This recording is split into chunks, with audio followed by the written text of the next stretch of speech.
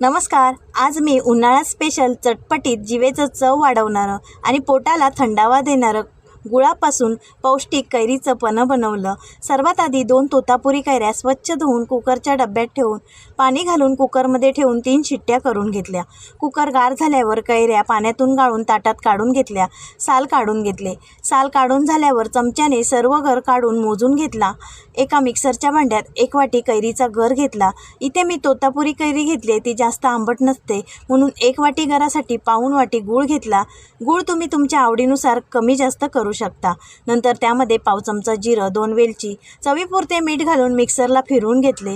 फिरवून घेतलेला पल काचेच्या भरणीत भरून फ्रीजमध्ये 2 महिने आरामात तुम्ही ठेवू शकता.